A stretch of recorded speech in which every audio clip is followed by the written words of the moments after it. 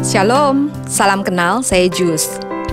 Puji Tuhan, GKY Pluit bersama dengan GKY Jemaat Pospik saat ini sudah punya podcast.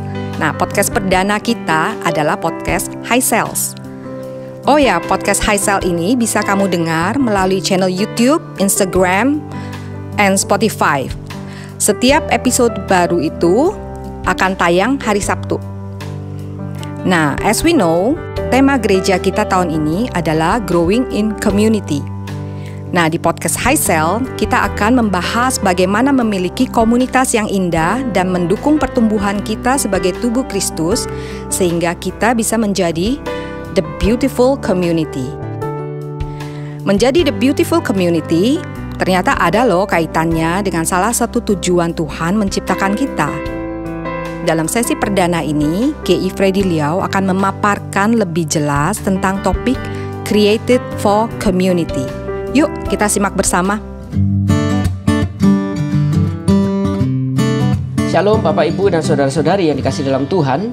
Kita akan membahas di dalam tema kita yang pertama, yaitu Created for Community. Setiap kita itu dicipta untuk berkomunitas. Kita tidak dicipta untuk sendiri, kita dicipta untuk berkomunitas.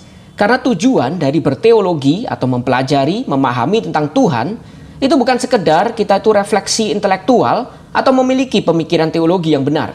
Melainkan juga tindakan kita secara aktif untuk menjadi saksi dari Injil Tuhan dan menghadirkan kesaksian tersebut melalui cara hidup kita sehari-hari. Itu berarti selalu ada kaitan antara iman Kristen dan kehidupan Kristen kita. Iman Kristen dan kehidupan Kristiani tidak bisa dipisahkan. Cara hidup Kristen kita itu justru menjadi elemen sentral yang sangat penting di dalam tugas teologi, mempelajari tentang Tuhan. Karena ketika kita diubahkan melalui iman kita, seharusnya perubahan itu menghasilkan perbedaan dalam hidup kita juga. Kalau kita diubahkan tapi tidak menghasilkan perbedaan apapun, maka itu bukan perubahan yang sebenarnya. Tujuan ini bukan hanya bersifat individu, melainkan selalu dikaitkan dengan pembangunan tubuh Kristus.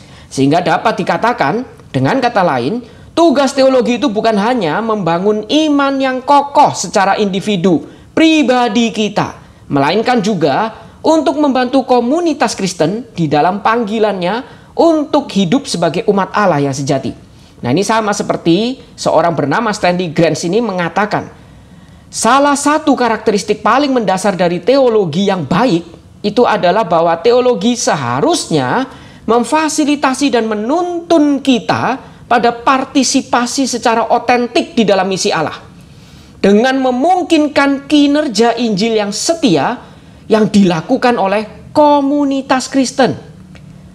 Dan kita kalau ditanya tentang gereja, memang satu pihak ketika kita ditanya tentang gereja, kita itu tanpa sadar berasumsi gereja itu adalah seolah-olah hanya sebagai bangunan saja.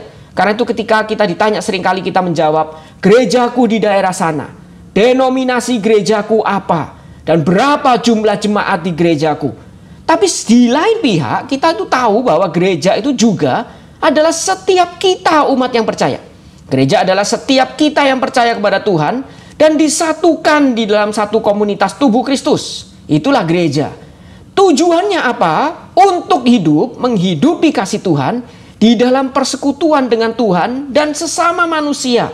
Komunitas Kristen, gereja sebagai komunitas. Nah, ini juga sama seperti yang dikatakan dalam Yohanes 15 ayat 12-13. Demikian firman Tuhan. Inilah perintahku, yaitu supaya kamu saling mengasihi. Seperti aku telah mengasihi kamu, tidak ada kasih yang lebih besar daripada kasih seorang yang memberikan nyawanya untuk sahabat-sahabatnya. Jadi kita itu dicipta bukan sebagai makhluk individual. Meskipun respon iman kita betul seringkali dituntut secara individual. Tapi kita dicipta bukan sebagai makhluk individual, melainkan kita dicipta sebagai makhluk sosial yang membutuhkan satu dengan yang lain. Bahkan di dalam penciptaan kita bisa melihat manusia dicipta sungguh amat baik. Tetapi yang sungguh amat baik ini tetap dikatakan tidak baik jika seorang diri saja. Manusia yang sungguh amat baik ternyata tidak baik karena seorang diri. Karena itu kemudian dikatakan manusia diberikan penolong yang sepadan. Kata penolong yang sepadan memang mengandung pengertian sepadan berarti sejajar, seolah-olah sama. Tapi penolong seolah-olah ada yang menolong, ada yang ditolong, ada yang memerlukan pertolongan, ada yang memberikan pertolongan, seolah-olah tidak sejajar. Berarti penolong yang sepadan sebenarnya yang dimaksud adalah ada yang saya tidak punya, yang kamu punya. Dan sebaliknya, ada yang kamu tidak punya, yang saya punyai. Sehingga ketika kita bersama-sama, kita itu bisa saling melengkapi. Dan melengkapi ini untuk melakukan tugas dan panggilan yang Tuhan itu sudah berikan. Mandat yang Tuhan sudah berikan. Manusia yang sungguh amat baik diberikan tugas. Dan disitulah manusia dicipta sebagai makhluk sosial, di mana mereka berdampingan, saling menolong, saling melengkapi dengan kasih untuk melakukan tugas yang Tuhan berikan dengan lebih baik. Nah, memang relasi ini sudah tidak lagi mudah karena manusia kemudian jatuh di dalam dosa. Dan dosa itu merusak relasi, bahkan seringkali mengakibatkan kita itu berpikir lebih mudah itu kita itu sendiri, karena kehadiran orang lain itu hanya merepotkan kita saja. Sama seperti peristiwa kejatuhan. Manusia itu saling menuduh, seolah-olah kehadiran orang lain yang seharusnya bisa saling melengkapi sebagai satu tubuh, sekarang itu menjadi kehadiran yang merepotkan dan memperumit kehidupan kita. Nah sama, sekarang kita pun juga melakukan hal itu. Lebih suka kerja sendiri daripada kerja kelompok, repot. Dan manusia saat itu juga sama. Wanita yang kau tempatkan di sisiku, itulah sumber bencana yang membuat aku jatuh dalam dosa. Dia merasa penolong yang sepadan ini tidak lagi dibutuhkan. Dosa merusak relasi ini.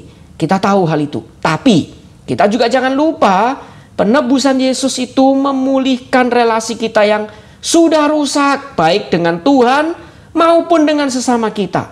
Penebusan Yesus itu juga bukan sekedar menghapuskan dosa kita sehingga kita yang kotor ini sekarang menjadi kita yang bersih. Bukan. Penebusan Yesus itu memulihkan relasi kita dengan Tuhan sehingga kita itu dapat dimampukan lagi melakukan panggilan kita sebagaimana seharusnya. Penebusan Yesus juga memulihkan relasi kita dengan sesama sehingga dengan berbagai keunikan kita masing-masing kita bisa bersatu dan menjadi satu tubuh. Penebusan Yesus memulihkan tugas dan panggilan kita untuk memenuhi bumi dan menggembalakan ciptaan Tuhan. Dengan kata lain, kita dipanggil bukan untuk sekedar saya bertumbuh secara pribadi dengan iman Kristen saya dan Tuhan saya dan gereja saya, individual. Melainkan kita dipanggil untuk berkomunitas dan saling mengasihi di dalam komunitas di mana kita ditempatkan. Kita dicipta untuk berkomunitas. Dan cerita hidup Kristen tidak pernah tentang saya seorang diri secara individu. Melainkan cerita tentang komunitas Kristen yang bersaksi tentang karya Tuhan di dalam dunia. Namun sekarang kita juga menyadari, bukankah mengasihi itu bukan hal yang mudah? Mengasihi seseorang bukan hal yang mudah, apalagi ketika orang itu adalah orang yang sulit dikasihi. Dan bukankah ini yang sering kali menjadi kendala kita memilih untuk menghindar dari komunitas gereja terutama. Karena kita merasa kurang dikasihi, kurang diterima, kurang diperhatikan. Maka kita mulai mencari gereja lain. Atau saya sulit mengasihi karena orang-orang ini sulit sekali dikasihi. Sehingga saya memilih untuk menghindar dari komunitas daripada saya dipaksa mengasihi orang-orang yang sulit ini. Nah di situ ada seorang bernama James Altuis itu mengingatkan kita. Dia mengatakan, God is love and humans are made in God's image. Jadi Tuhan adalah kasih, Allah adalah kasih. Dan manusia itu dicipta di dalam gambar dan rupa Allah yang adalah kasih itu. Berarti love then is who we are. Love's agent. Jadi kasih itu lalu apa? Kasih itu siapa kita? Kita itu agen kasih. God is the giver, we are the gifted, love is the gift. God is the caller, we are the called, love is the calling. Jadi kasih itu apa? Kasih itu jati diri kita, identitas kita. Karena itu, Kasih itu bukanlah sesuatu yang ditambahkan, kata James Saltwist. Kasih itu bukan sesuatu yang ditambahkan seperti sebuah suplemen rohani yang disediakan untuk orang-orang kudus tertentu saja. Tapi mengasihi itu adalah esensi dari menjadi seorang manusia. Mengasihi itu ibarat oksigen dari kehidupan. Dan memperhatikan juga sama. Memperhatikan juga bukanlah sesuatu yang kita lakukan untuk orang lain, seperti seolah-olah kita itu bisa bebas memilih mau melakukannya atau tidak. Karena kasih dan memperhatikan adalah panggilan setiap kita, bukan pilihan. Panggilan. Mengasihi memang bukan hal yang mudah, tapi itu panggilan kita. Berarti bukan hal yang mudah, betul, tapi bukan hal yang mustahil. Berarti yang diperlukan itu apa? Yang pertama adalah yang diperlukan kita mengingat siapa kita. Ingat identitas kita, siapa kita. Bagaimana kita mengingat siapa kita? Kasih itu dikatakan ibarat seperti oksigen yang mungkin kita tuh hirup setiap hari tanpa kita sadari. Hanya berjalan secara seolah-olah mekanis. Saya tidak pernah menghitung berapa kali saya menghirup dan membuang nafas. Saya langsung lakukan itu tanpa kita sadari. Tapi sekaligus kita sadar, kita tidak bisa hidup tanpa oksigen. Kasih juga sama. Kita tidak bisa hidup tanpanya meskipun mungkin kita seringkali tidak menyadari. Bahkan kita pun juga dicipta karena kasih. Allah yang adalah kasih itu mencipta kita dengan kasih-Nya. Jadi kita itu tidak bisa hidup tanpa mengasihi dan dikasihi. Itu identitas kita yang dicipta dalam gambar dan rupa Allah yang adalah kasih. Itu yang pertama. Ingat identitas kita. Ingat siapa kita. Yang kedua, kita bukan cuma mengingat identitas kita, kita juga mengingat apa yang Tuhan itu lakukan bagi kita. Tuhan sudah mengasihi kita. Alami kasih itu.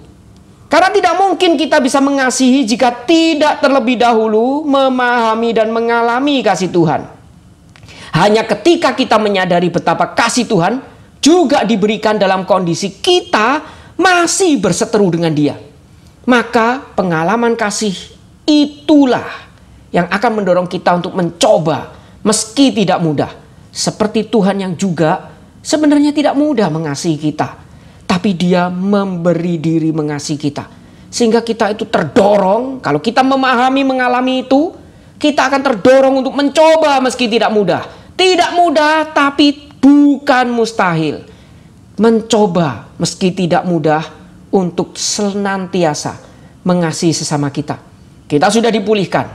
Sehingga kita itu memiliki potensi kembali untuk berkomunitas dan saling mengasihi di dalam komunitas tersebut.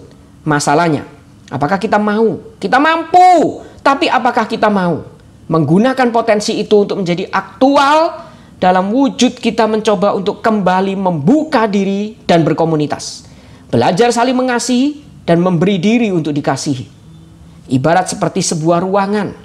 James Saltwist mengatakan, ruangan yang ditutup dengan rapat dan tidak diberikan pintu ataupun jendela untuk keluar masuk, mungkin memang akan menjadi ruangan yang seolah-olah aman.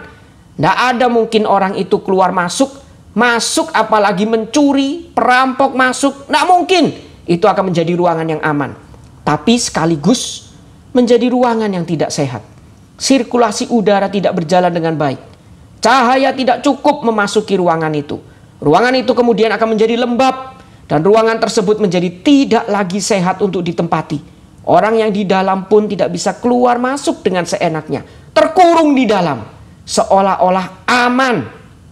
Aman dari perampokan. Tapi sekaligus tidak sehat untuk ditempati. Tetapi ketika kita memberi pintu dan jendela, maka ruangan itu memang akan menjadi lebih sehat. Sirkulasi udara bisa berjalan dengan baik. Cahaya masuk dengan cukup. Ruangan itu tidak lagi menjadi lembab. Tapi sekaligus seseorang bisa keluar masuk ruangan tersebut. Dan ada resikonya. Kadang-kadang kita memang betul tidak bisa tebak siapa yang akan keluar masuk ruangan itu. Bahkan kadang-kadang mungkin orang yang tidak kita inginkan yang masuk, termasuk perampok. Rumah itu mungkin ruangan itu tidak lagi menjadi aman. Tapi indah dan sehat. Sesuatu yang indah memang membutuhkan resiko. Kadang-kadang ada resiko di dalam sesuatu yang indah tersebut. Ketika kita menghindar dan mundur karena takut akan resiko, entah resiko dikecewakan, resiko disakiti di dalam komunitas, maka kita juga tidak akan pernah bisa merasakan keindahan dari sebuah komunitas. Kita akan menjadi orang yang seolah aman, nyaman dengan kesendirian saya. Tetapi sekaligus kita sadar, ini bukan kehidupan yang sehat dan sebenarnya. Jadi mana yang akan kita pilih? Berada di ruangan yang tidak sehat meski terlihat seolah aman? Atau berani melangkahkan kaki keluar dan masuk ke dalam komunitas? Belajar saling mengasihi meskipun tidak mudah. Belajar saling memperhatikan meskipun ada resiko dikecewakan. Belajar mengasihi dan belajar juga untuk memberi diri untuk dikasihi. Belajar untuk mengalami Tuhan dalam setiap kesulitan kita, mengasihi di dalam komunitas. Karena kita sadar, itulah identitas kita. Itulah panggilan kita. Maukah kita lakukan itu? Tuhan memberkati.